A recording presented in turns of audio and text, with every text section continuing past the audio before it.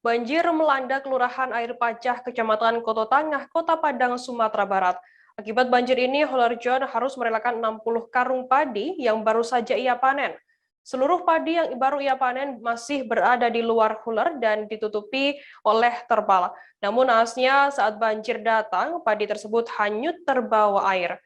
Terkait informasi lebih lengkapnya mengenai hal ini akan disampaikan oleh rekan wartawan kami dari Tribun Padang, ada Rahmat Panji yang saat ini sudah tersambung bersama kami. Halo, Panji. Ya, rekan Firda. Panji, bisa dijelaskan bagaimana kronologi hanyutnya padi Huler John ini? Baik, terima kasih Firda. Jadi kemarin itu sempat terjadi hujan di Kota Padang dengan durasi yang sangat panjang. Setidaknya sekitar pukul 4 sore hingga dini hari pukul 1 dini hari atau 2 dini hari itu hujan masih mengguyur Kota Padang. Sehingga pada pukul 6 sore itu air sudah mulai naik dan pada pukul 7 sore setelah maghrib itu di Heler Pak John, tempat padi yang hanyut itu padinya hanya ditaruh di luar heler atau di tempat penjemuran, ditutupi dengan terpal sehingga ketika air sudah semakin tinggi, padi-padi tersebut hanyut ke selokan dan kolam milik Pak John sendiri. Seperti itu, Firda. Kemudian, bagaimana cara John ini mengembalikan dan mengumpulkan padinya yang terbawa banjir?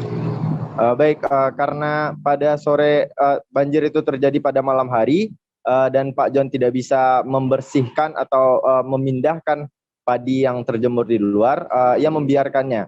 Dan pada pagi harinya bersama warga dan masyarakat setempat, Pak John itu mengumpulkan padi yang berserakan di kolam atau saluran air di sekitaran rumahnya, tempat padi itu berserakan. Jadi warga dan Pak John itu mengumpulkan padi dengan tangan kosong, dengan jaring untuk ikan, serta dengan baskom atau ember. Seperti itu, Firda. Oke, Panji, kemudian berapa kerugian total yang diderita oleh John sendiri? Menurut si John, menurut Pak John itu kerugian mencapai 75 juta rupiah karena selain padi 60 karung padi yang hanyut, itu juga ada 4 kolam ikan nila yang siap panen seberat 1,5 ton yang akan dijualkan, seperti itu. Baik, terima kasih wartawan Tribun Padang, Rahmat Panji atas laporan Anda. Selamat bertugas kembali.